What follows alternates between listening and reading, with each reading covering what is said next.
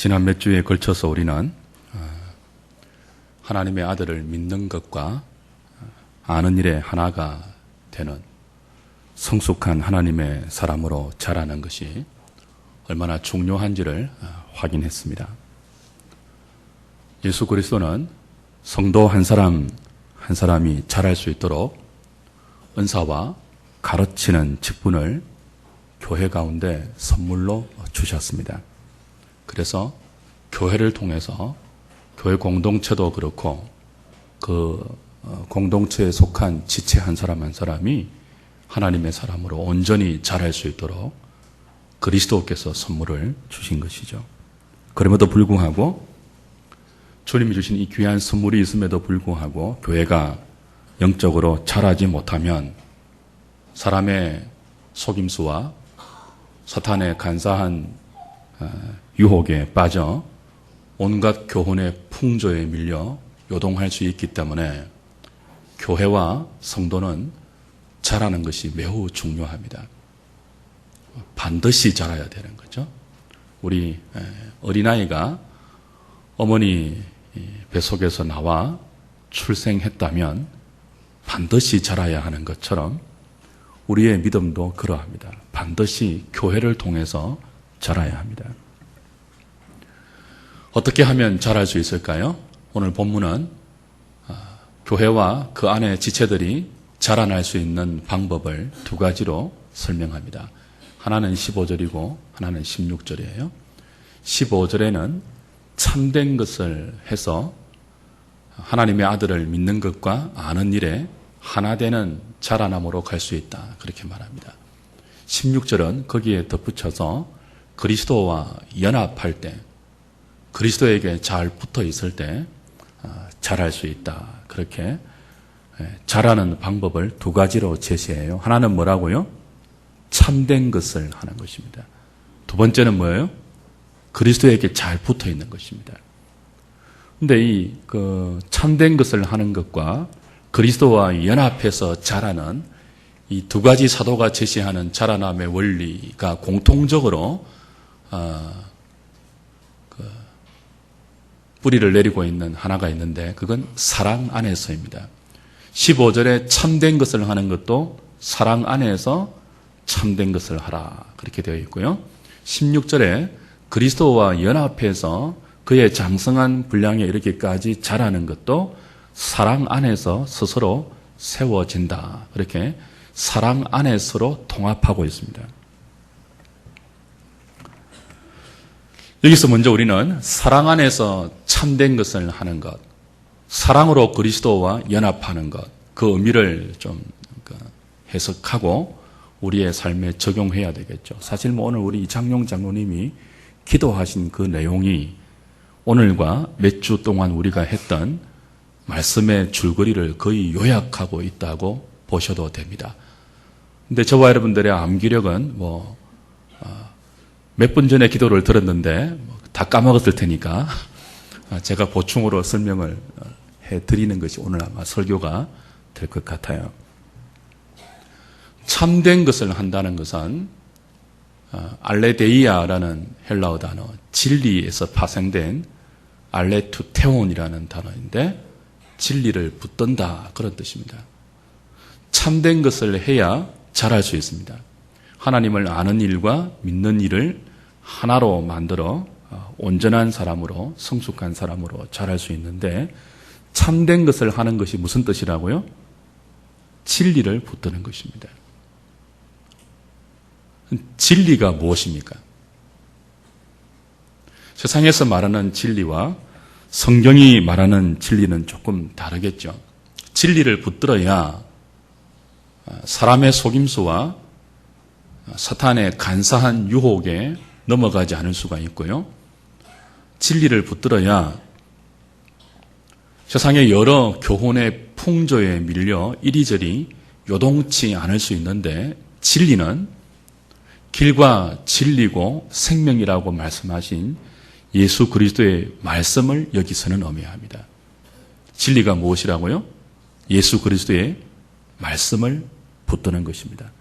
그것이 참된 것을 하는 것입니다.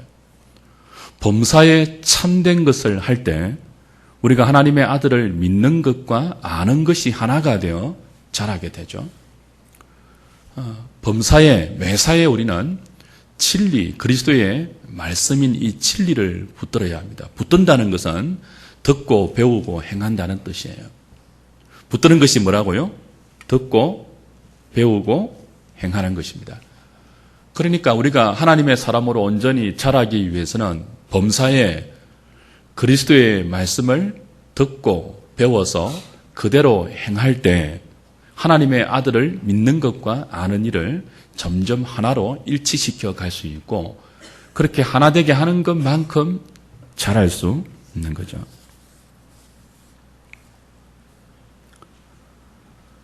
교회는 개개인에게 다양한 은사를 주님이 선물로 주셨다고 했죠. 그리고 그 은사를 잘 활용할 수 있도록 말씀을 가르치는 직분을 또한 주님이 선물로 주셨습니다. 이 말씀을 가르치는 직분이 뭐 하는 거예요? 진리를 교회 가운데 선포하는 거예요. 그래서 교회의 모든 직분은 말씀과 연관이 되어 있다고 이미 설명을 드렸죠. 목사, 장로, 집사 전부 말씀에 뿌리를 두고 말씀을 선포하고 공동체가 그 말씀 가운데 자랄 수 있도록 치리하고 봉사하는 교회의 모든 봉사의 원리가 말씀의 원리 속에서 하나님의 자비와 긍휼을 담아내는 집사의 봉사하는 일로 실천되는 것입니다. 모든 것이 말씀이 기초가 되어야 돼요. 그래서 교회는 끊임없이 진리의 말씀을 밝히고 그 말씀을 듣고 그 말씀을 가르치고 그 말씀을 배워야 합니다. 그래야 거짓된 세상의 풍조가 우리의 인생 가운데 유혹으로 틈타지 못하도록 방어할 수 있습니다. 마귀는 삼킬 자를 찾아서 두루 돌아다닌다고 했죠. 돌아다니면서 어떻게 삼켜요? 하나는 두려움으로 삼킵니다. 겁을 주어서 굴복하도록 만들어요. 또 하나는 어떻게 삼킨다고 했죠? 덥석 물 정도로 매력으로 무장해서 유혹한다고 했습니다.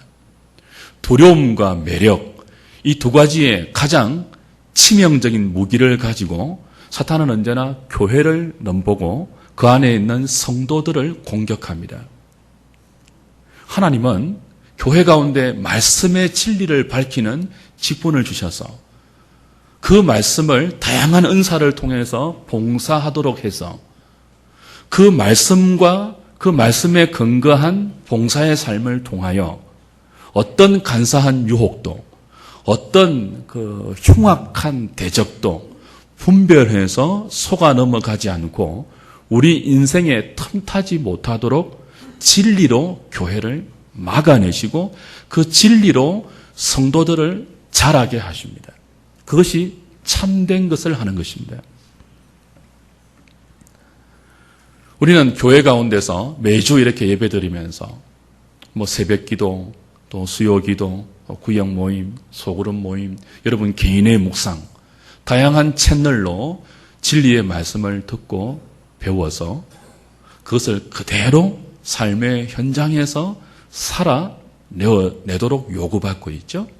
진리를 듣고 배우고 그 듣고 배운 진리를 우리 삶에 적용하고 나타내고 발휘하는 것까지가 뭐예요? 참된 것을 하는 것입니다. 알레투테온입니다. 그럴 때만 잘할 수 있습니다.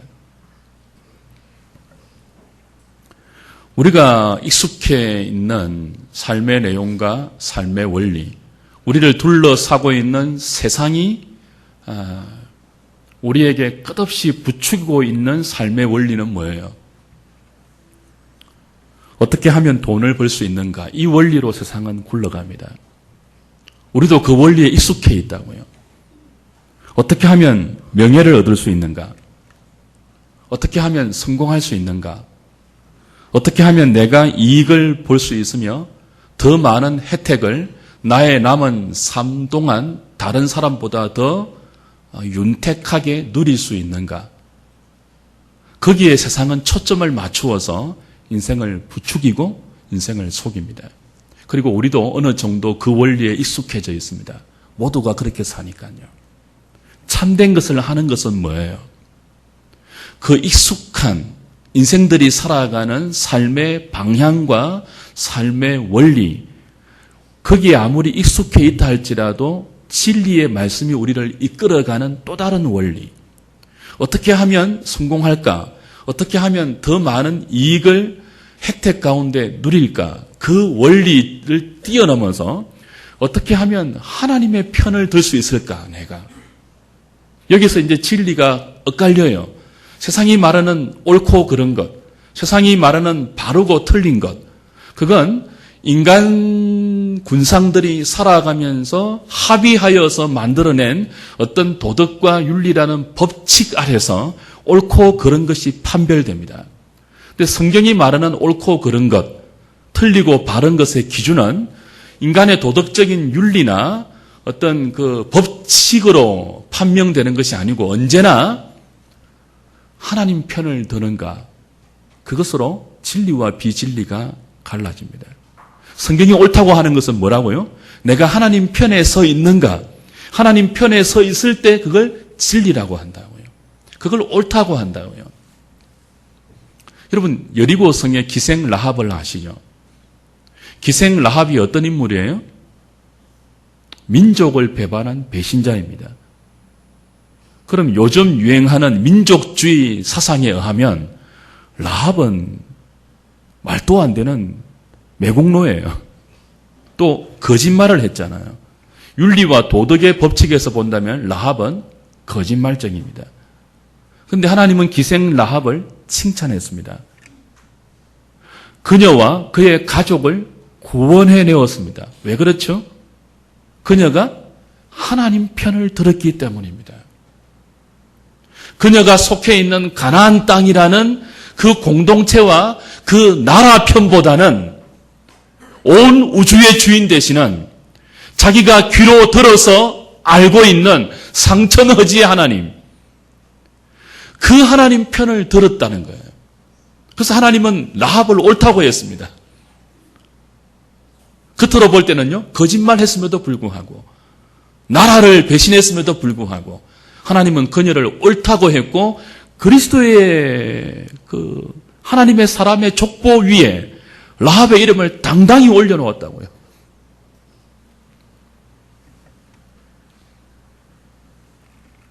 그래서 진리는 바른 것을 한다는 것은 성경이 우리에게 가르치는 진리는 언제나 하나님 편에 서서 우리에게 주어진 이 생을 살아내는 것입니다. 하나님 편에서는 옳은 것을 선택하는 것입니다.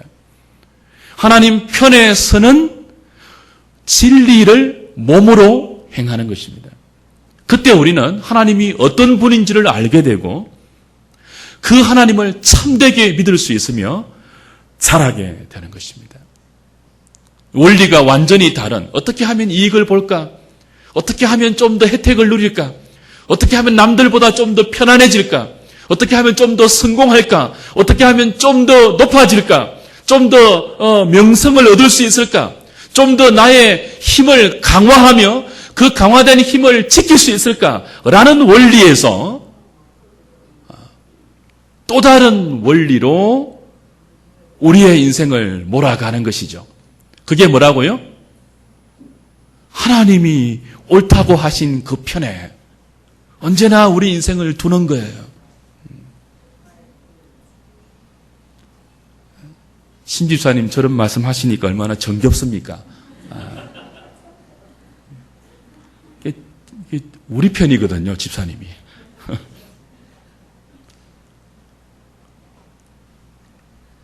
외절에 하시지 마시기 바랍니다. 나중에 집사님이 안 계시면 저 소리가 그리워진다고요. 그게 편드는 것입니다. 옳고 그름을 뛰어넘는 거예요. 그만큼 잘하는 것입니다. 조그마한 것에서부터 폼 나는 크고 대단한 일만이 아니고 아주 사소하고 조그마한 것에서부터 우리는 하나님 편드는 훈련을 해야 합니다. 그것이 참된 것을 하는 것이에요. 그것이 잘하는 원리예요. 중요한 것은 이 모든 것을 사랑 안에서 하는 거죠. 하나님 편에 선다는 것은 하나님을 사랑한다는 또 다른 표현입니다. 그리스도의 진리의 말씀을 듣고 배우잖아요. 성경을 통해서. 그리고 그 말씀의 원리대로 우리의 삶을 실천시켜 나가잖아요.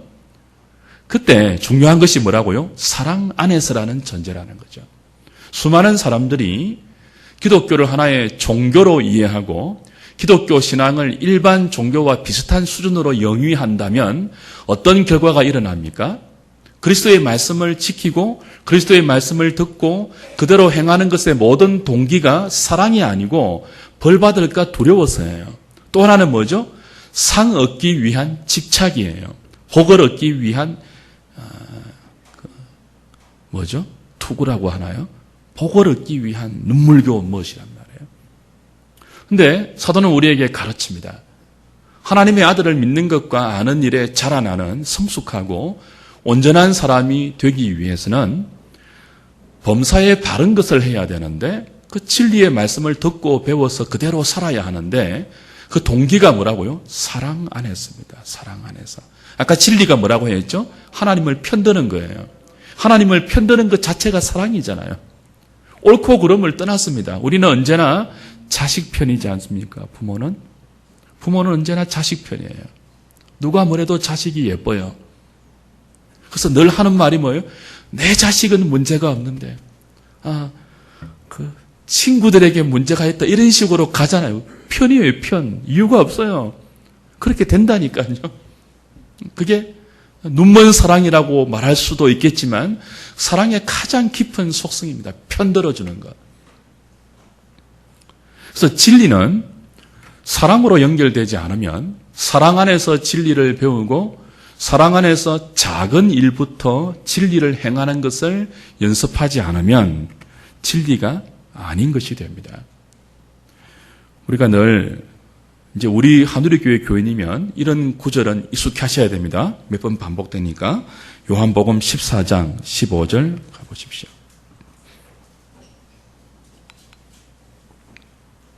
요한복음 14장 15절 같이 읽을까요? 시작. 너희가 나를 사랑하면 나의 계명을 지키리라. 그리스도의 계명은 진리입니다. 진리를 누가 지킨다고요? 너희가 나를 사랑하면 진리를 지킨다입니다. 그리스도의 말씀이에요. 반대로 14장 24절을 보십시오. 읽어볼까요? 시작. 나를 사랑하지 아니하는 자는 내 말을 지키지 아니하나니 너희가 듣는 말은 내 말이 아니요 나를 보내신 아버지의 말씀이니라. 누가 진리의 말씀, 그리스도의 말씀을 지키지 않는다고요? 주님을 사랑하지 않는 사람입니다. 의지가 약해서가 아니에요. 사랑하지 않아서 그래요. 집사람이 저보고 여보, 음식물 쓰레기 좀 버려줘. 그러면은 사랑이 뭐예요? 그 들고 가기 싫잖아요. 그거. 그래도 저녁 굶을까 봐 두려워서 들고 가는 것이 아니고 기꺼이 그녀가 힘든가 보다 하고 가주는 게 사랑입니다. 음식물 쓰레기 버려달라고 요청하는데도 안 들고 가는 것은 뭐예요? 내 몸이 약해서가 아니고 사랑을 안 해서 그렇습니다. 사랑을 못해서 그렇습니다. 그래서 늘 말하죠. 말로만 하지 말고 행동으로 증명해. 진리입니다. 그래서 어떻게 연결됩니까? 14장 21절. 같이 읽겠습니다. 시작. 나의 계명을 지키는 자라야 나를 사랑하는 자니 나를 사랑하는 자는 내 아버지께 사랑을 받을 것이요 나도 그를 사랑하여 그에게 나를 나타내리라. 계속해서 요한복음 14장 전체는 이게 16장까지 연결됩니다. 이 논리가 그리스도의 계명과 사랑을 연결시키고 있어요. 하나님을 우리의 삶에서 경험하는 것, 하나님의 아들을 믿는 것과 아는 것을 우리의 삶에서 경험하는 방법은 그를 사랑해서 그의 계명을 지킬 때 그도 우리를 사랑해서 이 사랑의 교제죠. 사랑의 커뮤니케이션이에요. 그에게서 나를 나타내리라. 그것이죠. 사랑을 경험하는 거예요. 진리를 사랑 안에서 경험하는 거예요. 사랑으로 순종하고 그 사랑으로 순종하는 것만큼 사랑하는 대상인 그 진리의 말씀의 주체이신 그리스도를 더 깊이 경험해서 알게 되고 아는 것만큼 우리의 믿음을 참된 믿음으로 인생 가운데 쌓아 올리는 것. 그것이 요한복음 17장 3절 가면 영생은 곧 유일하신 참 하나님을 아는 것이요. 그가 보내신 자 예수 그리스도를 아는 것이라고 결론 내어집니다.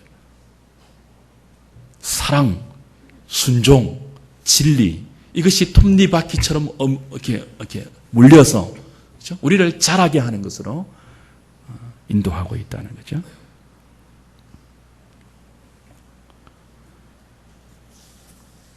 그래서 오늘 본문 16절에 그리스도에게 연합되어서 자라는 원리에서 다시 한번 강조되죠. 16절을 보시면 에베소서 4장 16절 그에게서 온 몸이 각 마디를 통하여 도움을 받음으로 연결되고 결합되어 각 지체의 분량대로 역사하여 그 몸을 자라게 하며 사랑 안에서 스스로 세우느니라 그랬습니다. 16절은 그리스도에게 머리 대신 그리스도에게 잘 붙어 있으면 그게 자람으로 연결된다는 설명입니다. 한번 생각을 해보십시오.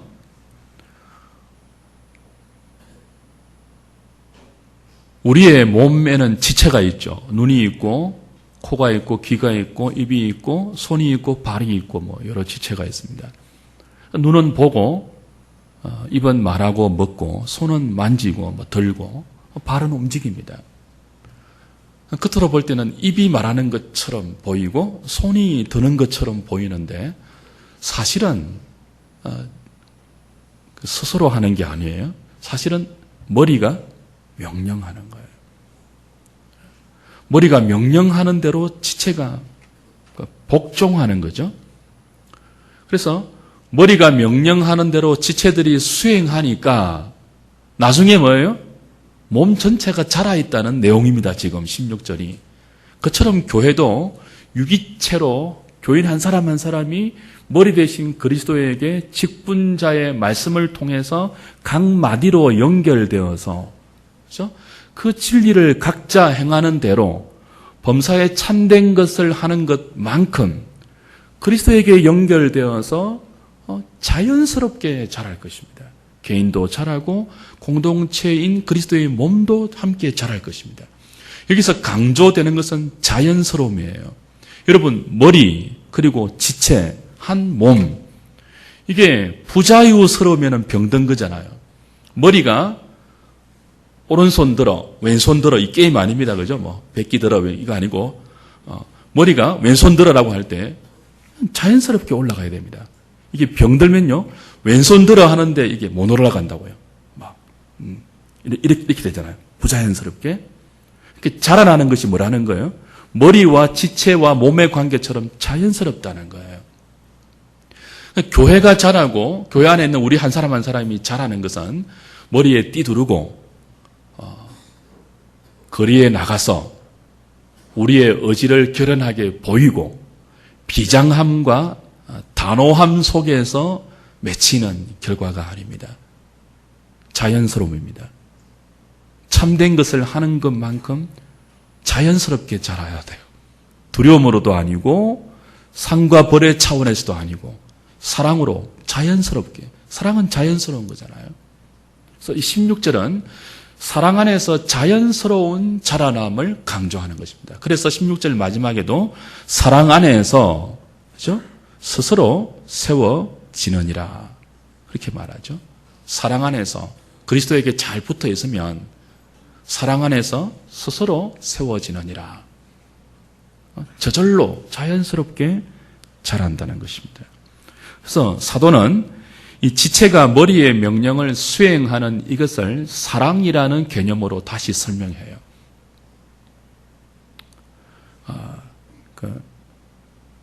본문 속에 다 들어있지 않지만 그 여백을 이렇게 더듬어 가면 이런 뜻이 들어있죠. 머리가 명령을 내려요. 손보고 야, 너 가서 저 무거운 거 좀 들어서 이리로 옮겨놔. 손의 입장에서는 하기 싫을 수 있잖아요. 그런데도 자연스럽게 머리의 명령에 순종해서 손이 무거운 것을 드는 것을 사도는 무슨 원리로 설명한다고요? 사랑 안에서 세워지는 원리로 설명한다고요. 그 머리에게 지체가 순종하는 것을 사랑의 원리로 설명한다고요. 하기 싫어도 순종하는 것. 그 사랑이 아니면 못한다는 거예요. 가기 싫은데 발이 천리길을 간다고 칩시다. 그게 뭐예요? 사랑이에요. 가기 싫은데도 가는 것은 사랑 아니면 설명을 못합니다. 이미 앞에서 두려움과 상해 동기가 아니라고 이야기를 했기 때문에. 사랑은 억지가 아니죠. 자연스러운 것이고 누가 뭐래도 그 사람 편을 드는 것이고 그 사람을 따라가는 것입니다. 그가 좋아하는 것을 나도 좋아하고, 이것도 우리 하늘의 교회는 외워야 돼요. 그가 싫어하면 나도 싫어하는 것. 그게 자연스러워지는 게 뭐예요? 사랑입니다. 사랑은 좋고 싫음이 그 사람을 따라가는 거예요. 그것도 자연스럽게. 이유가 없습니다. 옳고 그름을 뛰어넘어서 그가 좋아하면 나도 좋아하는 것. 그것이 합력하여 선을 이루는 것입니다. 내가 이해를 잘 못해도 하나님이 나에게 이것을 요구하시면 그걸 합력하여 선을 이룬다고 믿고 따라가는 것, 그게 편드는 것이고 사랑입니다. 그게 또 다른 말로는 뭐예요? 순종입니다. 바른 것을 행하는 것입니다. 그게 머리에게 지체가 복종하는 것입니다. 그렇게 하면 저절로 스스로 사랑 안에서 세워져 가는 것이 성장의 원리죠. 성숙의 원리고 자라남의 원리입니다. 이건 늘 말씀드리는 것처럼 부부가 서로 닮아가는 원리와 정확히 일치합니다. 부부는 같이 사는 세월만큼 닮아간다고 하죠, 서로. 근데 그렇게 닮아갈 때 둘이서 결사각오하지 않습니다. 여보, 이제부터 우리 서로 닮아가자. 그래서 웃을 때도 같이 웃기로 막 결심하고 막 제스처를 막 흉내내고 막 개인기 개발하고 막 그러지 않습니다. 왜 틀려 비장하지 않습니다. 부부는 어떻게 닮아가요? 닮는지도 모르게 살아온 세월만큼 저절로 닮아갑니다. 서로 맞추어 가는, 죄인 하나 살아도 문제가 많은 인생이 죄인 둘이 엮여 사는 것이 결혼 아닙니까? 그래서 그 엮여 살면서 서로 맞추어 가는 것, 그 과정 속에서 서로를 편들어 가는 것, 사랑이에요. 그렇게 자연스럽게 서로를 맞추어 가는 삶을 살아내면 자기도 모르는 사이에 둘은 닮아 있다고요. 걸어가는 걸음걸이도 비슷하고 말하는 것도 비슷하고 기호도 비슷해집니다.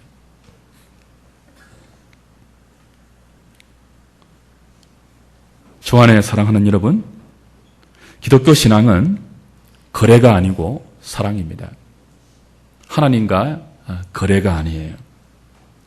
거래는 끝나고 나면 관계를 이어갈 필요가 없습니다. 목적한 것을 얻어내고 나면 거래는 끝이에요. 근데 신앙은 거래가 아니죠. 우리가 원하는 복을 얻어내는 것이 목적이 아니에요. 기독교 신앙은 처음부터 마지막까지 언약이고 사랑의 관계입니다. 하나님을 사랑하라고 하나님은 요구하고, 그렇게 요구하는 우리에게 당신의 모든 것을 바쳐서 우리를 사랑하십니다. 오래 참고 깊이 있게 우리를 사랑하시면서 우리에게도 너희 마음을 다 바쳐달라고 요구하시는 그것이 바로 계명이고 진리입니다.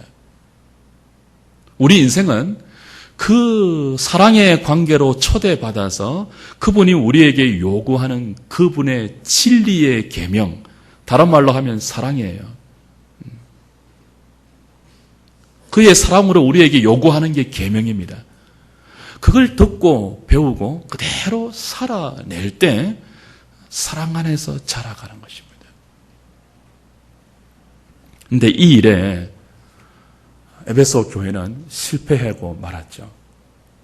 4장 전체가 물론 1장부터 그 이야기가 연결됩니다. 사랑으로 성삼위 하나님의 은혜를 우리에게 사도는 풀어내고 있고 설명하고 있고 그 성삼위 하나님이 택한 죄인들을 사랑하신 집합체고 결정체가 교회입니다. 그래서 교회는 만물을 충만케 하시는 자의 충만이에요. 이것도 사랑의 개념이었죠. 그죠? 그리고 이제 그 교회가 실제적으로 이 땅에서 살아내는 실제적인 그 행동을 말할 때 성령이 하나 되게 하신 것을 힘써 지키라고 하면서 곧이어 따라 나오는 것이 사랑 안에서 자라가라는 것입니다. 그리스도의 장성한 분량에 이르도록 자라가는, 사랑 안에서 자라가라고 사도가 강조하고 또 강조해요. 그런데 에베소 교회는 이 사랑 안에서 자라가는 일에 성공했을까요? 실패했을까요? 우리 이미 그 결론을 알 수 있죠? 알고 있죠? 성공했다고요? 실패했다고요? 실패했습니다. 어디를 보면 알 수 있죠? 요한계시록 보면 알 수 있죠. 사도 바울이 에베소서를 로마 감옥에서 적었을 때는 AD 60년경이에요. 그래서 에베소 교회는 바울이 떠나고 난 뒤에도 아볼로라든지 사도 요한까지 유명한 설교자와 유명한 목회자가 그 교회를 감독하고 그 교회를 치리하고 이끌었습니다. 그럼에도 불구하고 약 30년에서 35년이 지난 후 사도 요한이 밤모섬에 귀양 가서 어느 날 하나님이 주시는 계시 가운데 소아시아 7교회에 관한 주님의 말씀을 듣죠. 그게 AD 95년경이에요.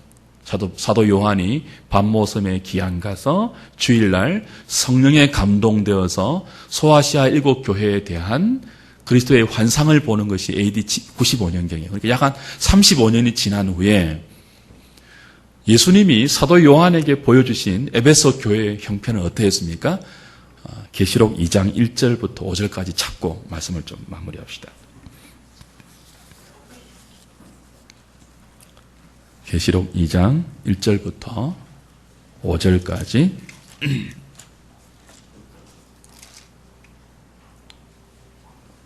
같이 읽겠습니다. 시작. 에베소 교회의 사자에게 편지하라.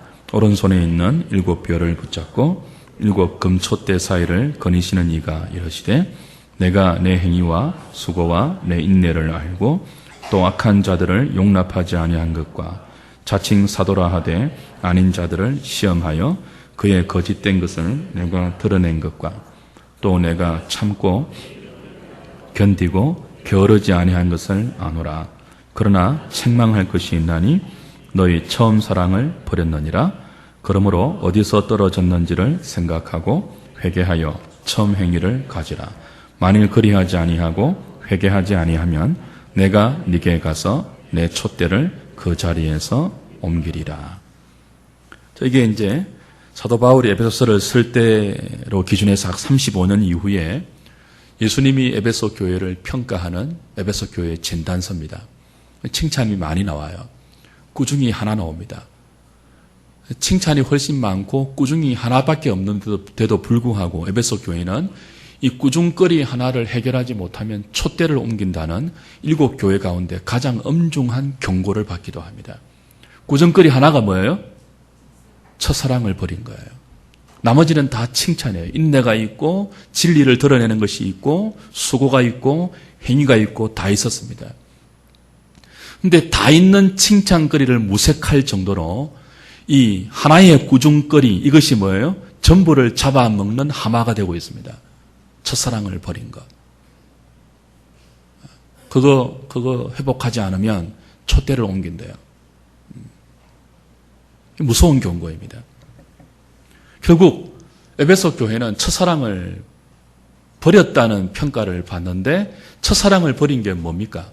이게 얼마나 중요하기에 다른 칭찬거리가 다 있음에도 불구하고 그걸 상쇄하고 뛰어넘어서 촛대를 버릴 수밖에 없는 무서운 잘못이 됩니까? 흔히 첫사랑을 버렸다고 할 때 첫사랑으로 돌아가자 하면은 흔히 무엇을 떠올린다고요? 처음에 뜨거움, 처음에 감격, 처음에 열정으로 돌아가자. 우리가 어떻게 해서 그 뜨거움을 잃어버렸지? 어떻게 해서 감격을 잃어버렸지? 자꾸 그런 식으로 생각하는데 그렇지 않습니다. 뭐 그러면 세상에서 촛대 옮기지 않는 교회가 몇 교회나 되겠습니까? 여러분, 신앙이 매일 뜨겁습니까? 신앙이 매일 감격스러워요? 그건 이단 아니고는 그렇지 않습니다. 신비주의 아니고는 그렇지 않습니다. 신앙은 훨씬 냉철한 현실과 그 현실 앞에서 좌절하는 회의와 몸부림과 고통 속에서 쌓아져가는 과정이라고 말씀드렸죠, 지난주에. 첫사랑을 버렸다는 것은 늘 뜨거움을 유지하자, 간직하자, 그 정도가 아닙니다. 첫사랑은 말 그대로 처음 사랑이에요. 사랑은 움직여서는 안 됩니다. 어떤 사람을 사랑했는데 그 사람이 나에게 실망을 줬어요. 내가 사랑하는 사람이 맞나, 저 사람이? 실망을 줬어요. 그때도 사랑은 움직여서는 안 돼요. 진정한 사랑이라면. 그 실망한 것을 딛고 받아내며 참아내어서 그 실망한 자리만큼 그 사람을 용납하고 이해하면서 알아가고 맞추어가는 것이 사랑입니다. 그게 잘하는 사랑입니다. 그게 길이가 있고 넓이가 있고 깊이가 있고 높이가 있는 사랑이에요. 늘 말씀을 드렸죠. 첫사랑은 점 찍는 것이라고 했죠. 뜨거운 첫사랑은 점 찍는 거예요. 시작이에요. 그 뜨거운 첫사랑이 실제 삶으로 결혼해서 연결되면요, 로맨틱하지 않다고 했잖아요. 지지고 볶고 애 나면 애 키우는 방식의 차이로 밤새도록 토론하고 논쟁하고 피터집니다. 결혼하면 가정 안에 무엇이 차려진다고 했죠? 동물농장이 차려진다고 했잖아요. 하루는 곰발바닥 나오고 하루는 사자 발톱이 나온다고요. 그게 우리 인생의 실상입니다. 그 속에서 첫사랑을 버리지 않는 건 뭐예요? 그 속에서도 함께 맞추어 가는 것입니다.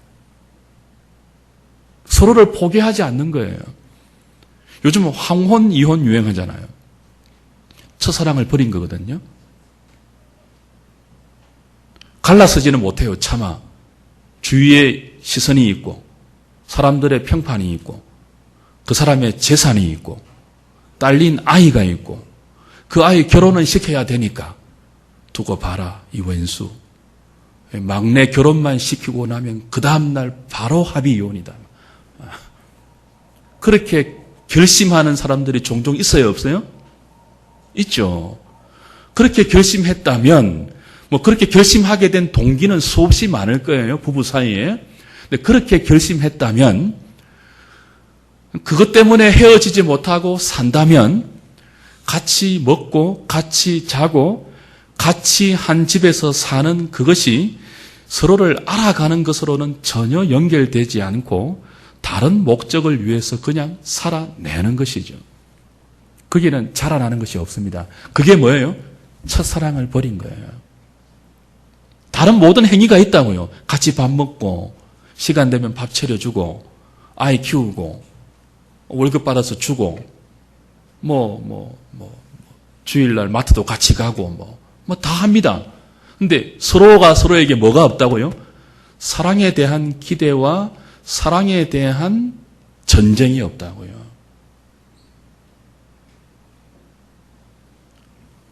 거리가 있죠. 그건 가장 교묘한 거래인지 모릅니다. 가장 비극인지도 모릅니다. 그래서 막내 결혼만 시키면 이혼이다. 이건 있을 수 없는 인생의 비극 아닙니까?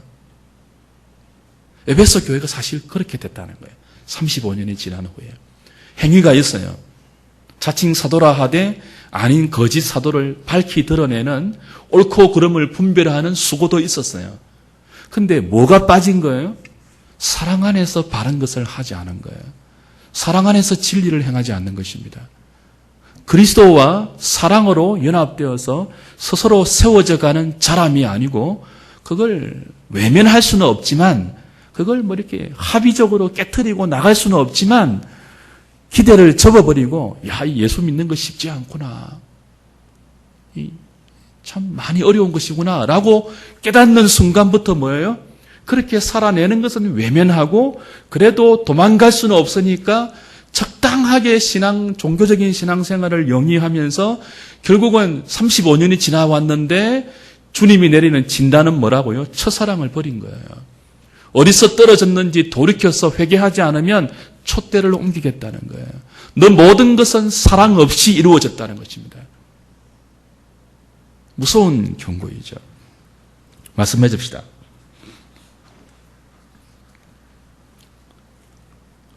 주를 처음 믿을 때 가졌던 그 열정, 그 감격, 그 뜨거움, 그것은 우리가 그 세상을 흉악한 속임수가 들끓고 이해할 수 없는 불합리한 일들이 판을 치고 그 속에서 약육강식의 원리로 이어지는 것 같은 세상이지만 그래도 하나님이 주인 되심을 믿고 하나님의 섭리적인 손길이 세상을 통치한다는 걸 믿고 그렇게 보이지만 그러나 그 속에서 약육강식의 원리가 아니고 진리의 말씀인 그리스도의 진리가 이끄는 대로 하나님을 편드는 것이 옳은 것임을 알아서 그 힘든 세상살이 속에서 하나님을 내 목적을 위한 거래의 수단으로 삼는 것이 아니고 하나님이 무조건 옳으십니다. 내 삶을 이런 세상 틈바구니 속에서 믿음으로 살아내라고 밀치시고 이끌어 가시는 것은 하나님이 옳으신 것입니다. 내가 하나님이 옳으신 것임을 알고 무슨 결과를 맺는다 할지라도 하나님 편을 들겠습니다. 라고 살아내는 것이 어렵다고 그걸 실제적으로 외면하지 마십시오. 그걸 외면하면 무엇 된다고요? 첫사랑을 버린 것이 됩니다. 그걸 우리는 사랑이라는 이름으로 감당하고 살아내어야 합니다.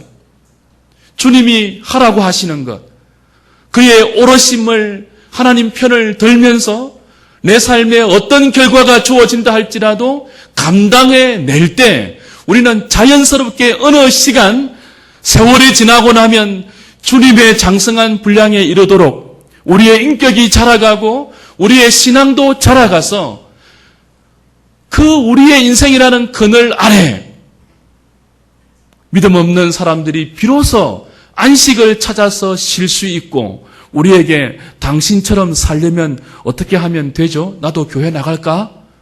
그런 말을 들을 수 있는 자리까지 간다고요, 우리가. 그걸 못하면 어떤 소리 듣는다고요? 예수님은 좋고 교회도 좋는데 교회가 좋은지 안 좋은지는 모르겠습니다. 세상 사람이. 너희들이 보기 싫어서 니네들 모여있는 이 교회가 하는 짓거리들이 보기 싫어서 하나님도 좋고 예수님도 좋은데 난 교회 가기 싫어. 이 소리 듣는다고요. 첫사랑을 버릴 때 말이에요. 모든 것을 사랑 안에서 하지 않을 때 말이에요. 사랑 안에서 참된 것을 하고 사랑 안에서 그리스도와 연합되어서 사랑 안에서 스스로 세워져 가는 이 신앙의 온갖 질고와 풍파 속에서 자연스럽게 사랑이라는 원리로 우리의 삶을 처소 복종시키며 나가는 이것을 포기하지 않는 한우리 식구들. 그래서 여러분을 통해서 우리 공동체를 통해서 나도 예수 믿어볼래. 당신이 믿는 예수 믿어볼래. 뭔가 나와는 다른 것 같아. 그 비밀을 간직한 자가 우리 한 사람 한 사람이어야 됩니다. 거리로 자라가는, 사랑 안에서 그 자리로 자라가는 저와 여러분 될 수 있기를 주님의 이름으로 부탁드립니다.